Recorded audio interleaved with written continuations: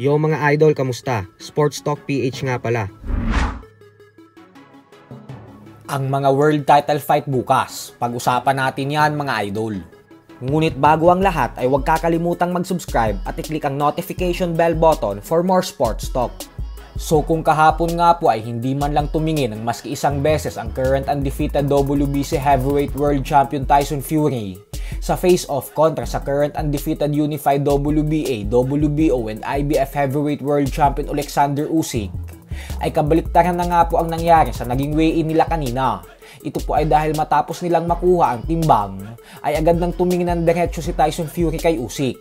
At wala pang ilang segundo matapos ang kanilang face-off, ay tinulak na nito ang pambato ng Ukraine.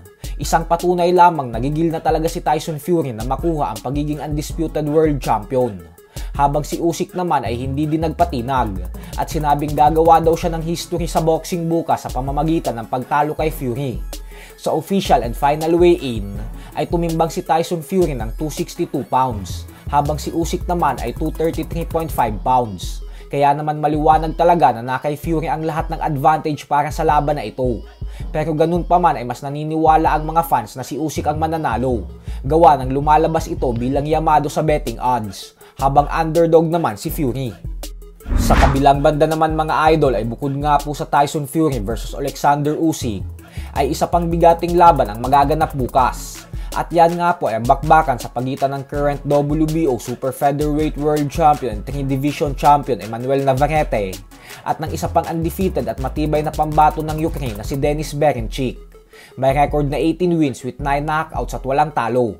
Paglalabanan ng dalawa ang bakanteng WBO Lightweight World Title belt. Kaya naman umakyat po si Navarrete ng isa pang dibisyon para sa laban na ito. Sa official and final weigh-in kanina, ay tumimbang ng saktong 135 pounds si Navarrete, habang si Berinchik naman ay 134.8 pounds. At dahil parehong pasok ang kanilang mga timbang sa 135 pound limit ng lightweight division, kaya naman tuloy na ang kanilang sagupaan bukas sa San Diego, California. Pag nakuha ni Navarrete ang panalo dito ay mapapasama na siya sa listahan ng mga legendary Mexican fighters na nagawang maging 4-division world champion, kagaya nila Canelo Alvarez, Eric Morales at Juan Manuel Marquez. Kaya naman napaka-importante po talaga ng laban na ito para kay Navarrete. Subalit bagamat nga po heavy underdog si Denis Berinchik, ay hindi po ito basta-bastang kalaban dahil katulad din po ito sa mga kababayan niyang sila Vasily Lomachenko at Alexander Usyk, kung saan napaka-technical din talaga nito at magaling sa puntusan. Kaya malaking hamon din talaga ito bukas para kay Navarrete. Samantala, naganap na din po ang kauna-unahang face-off sa pagitan ng former 4-division world champion Adrian Broner at ng makakalaban nitong si Blair Cobbs. May record na 16 wins with 10 knockouts at isang talo lamang.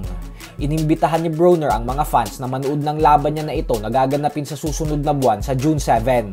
Nangako po kasi si Broner na ito na umano ang pagbabalik niya sa totoong boxing, kung saan magiging hakbang niya umano pabalik sa pagiging isang ganap na world champion sa lalong madaling panahon. So hanggang dito na lang po muna tayo mga idol.